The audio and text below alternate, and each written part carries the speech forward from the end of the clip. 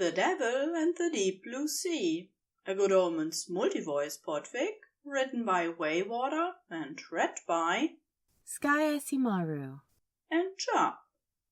Chapter 4, Rhincodon Typus. Each day I live, I want to be, a day to give the best of me.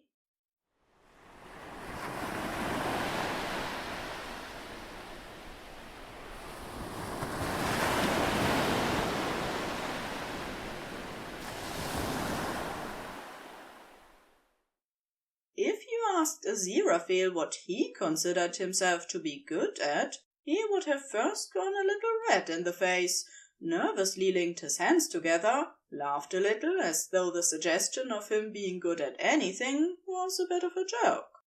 But if you were persistent and kind, eventually he would have smiled shyly and told you, I am good at reading books and eating good cake.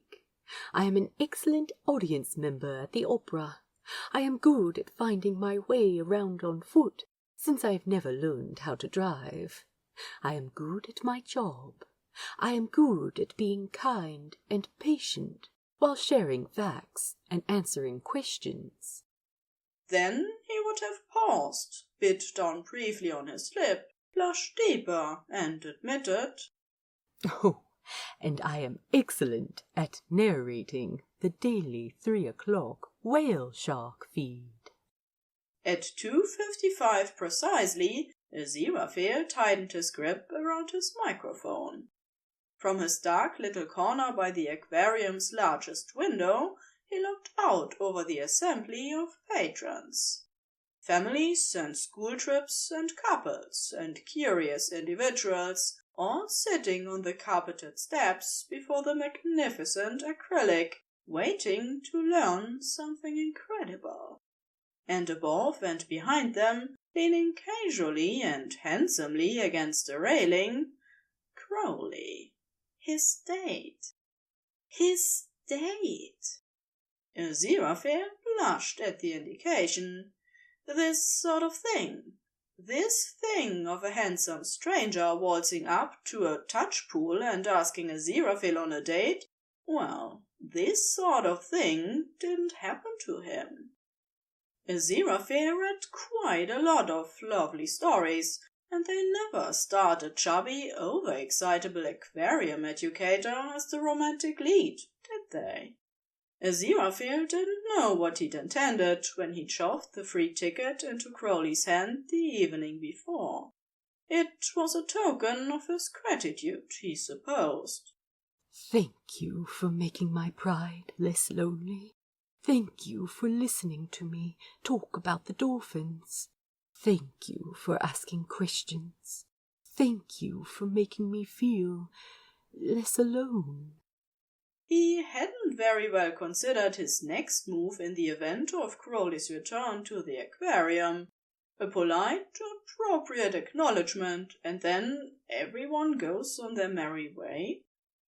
To have held hands on the staircase, and to have shown the man behind the scenes to meet a sea turtle.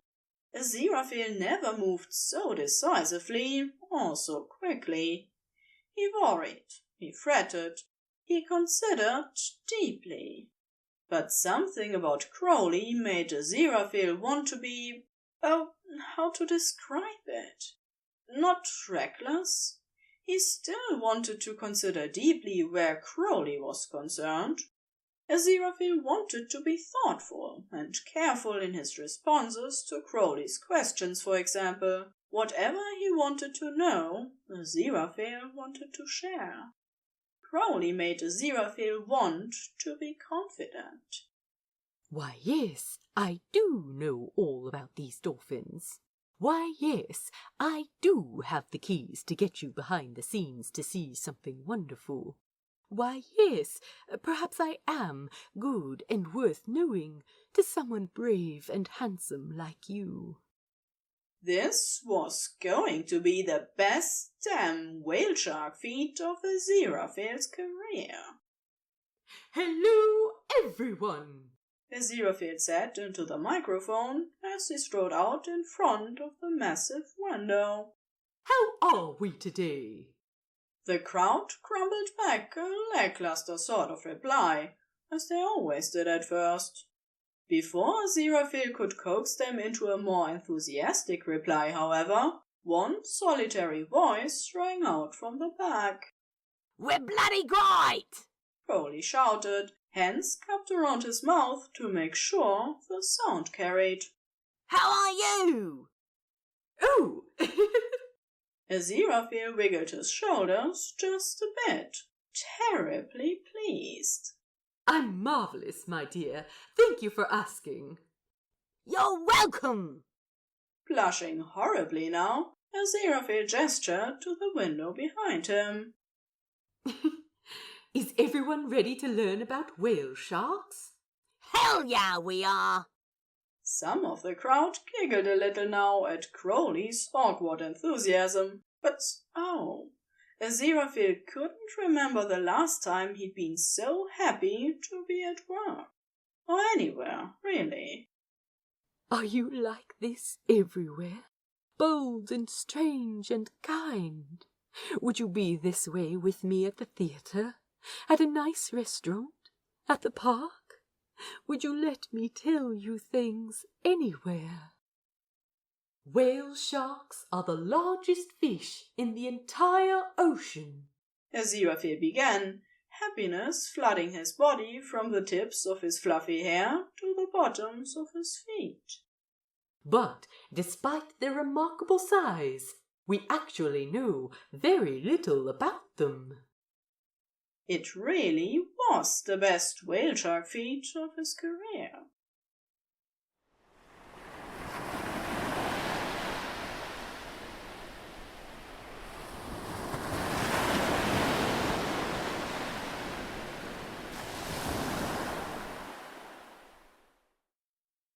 Crowley looked down to the window as soon as Aziraphale shut off the microphone. "Big as a school bus?" Crowley repeated incredulously, his eyebrows raised high above his glasses. Would I lie to you? Aziraphale teased, grateful for the darkened room's ability to conceal his pleased blush. "But they only eat little stuff." As I mentioned, their throats are just the size of a small coin. "That's incredible." Crowley breathed, looking up now at the window. Aziraphale's heart ached to watch him, his features so beautifully illuminated by the blue glow of the water. Crowley knocked against the window. "How thick did you say this glass was?" It's actually acrylic, and it's nearly an entire meter thick. 2 whole feet. Wow. Aziraphale stepped closer to him, just as a massive shape swam overhead. Would you like to know her name? Aziraphale pointed up. Crowley gaped at the huge spotted shark swimming past the very front of the window. "You mean you can tell them apart?" I can. Aziraphale admitted, feeling, for once, proud of himself. Look at her belly. Crowley did. This is Alice. Aziraphale said fondly. Alice was his favorite. First of all, I can tell she's a female, due to her lack of male reproductive organs. Sharks have something called claspers. "Claspers." Crowley repeated, nodding a little, as though the word itself explained everything. Aziraphale smiled and continued. From there, I simply observed the markings on her underside. Alice has the biggest spots of all the whale sharks, sort of like a big swimming Dalmatian. Each of their markings are unique, you know. Fuck. The ocean is cool as hell. Isn't it? When is your shift over? Just 1 more hour. Aziraphale suddenly felt nervous again. Crowley had been at the aquarium since it opened that morning. Surely he wouldn't want to stay here all day. All right, then. Crowley's eyes were still fixed on the creatures swimming before them. Where should I meet you in an hour? Have you had the opportunity to see everything yet? This was a very important determining factor. Well, I haven't seen everything with you along to tell me about them. So, does it really count? Aziraphale dipped his head and smiled. No, I suppose it doesn't. A moment of silence passed, each of them momentarily too pleased and shy about it to speak. There's a sea lion presentation just after I get off. Would you like to see it with me? Haven't you seen it before? I wouldn't want you to be bored. Oh, no, the sea lions are a delight. I'm always happy to see them. Careful. Crowley turned to Aziraphale at last, a grin on his face. We'll be out of things to see for our second date. Well, perhaps we venture outside of the aquarium for a second date. I'll have to come to your place of employment next, clearly. Ugh. Aziraphale, I vow to take you somewhere much nicer than my job for our second date. I must admit, I'm still terribly surprised you wanted to go on this first one. Why's that? Crowley asked, grin fading a little. Well, just... Aziraphale didn't want to sound as though he was fishing for a compliment or anything of the sort, but, well, it was honestly quite a mystery to him. You strike me as so interesting and, well, cool. I wouldn't have guessed myself your type. I was surprised too. Not because of anything to do with you. You're cooler than you think you are, I suspect. Aziraphale opened his mouth, ready to argue, ready to cut himself back down, but Crowley continued. I hope you don't think this is creepy. This isn't like a habit of mine, bartending an event and then showing up at someone's job the next day to stalk them. Crowley frowned more deeply now, running his hand through his hair, as though he was suddenly regretting the entire situation. I don't think you're creepy at all. Aziraphale hurried to assure him. I think you're brave and confident and a little amazing. And I guess I don't see myself that way at all, Crowley said, reaching a hand out to rest atop Aziraphale's shoulder. Maybe we see wonderful things in each other that deserve to see the light of day for once. I'll convince you you're cool. You'll convince me I'm not a total creep.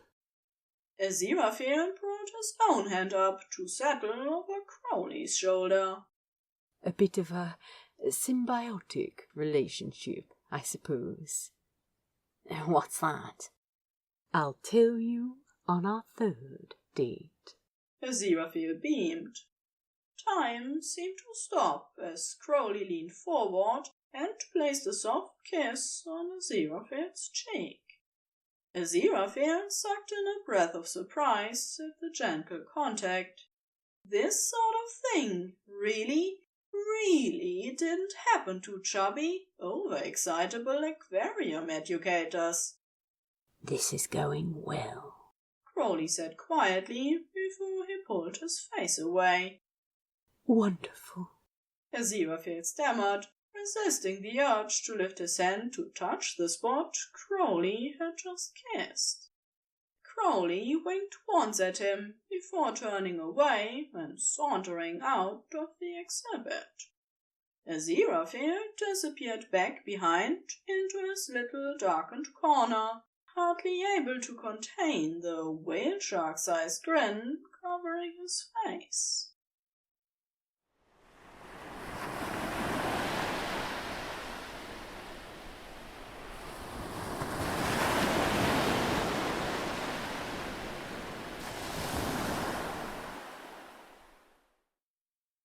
Give me one moment in time, when I'm more than I thought I could be, when all of my dreams are a heartbeat away, and the answers are all up to me. To be continued in Chapter 5.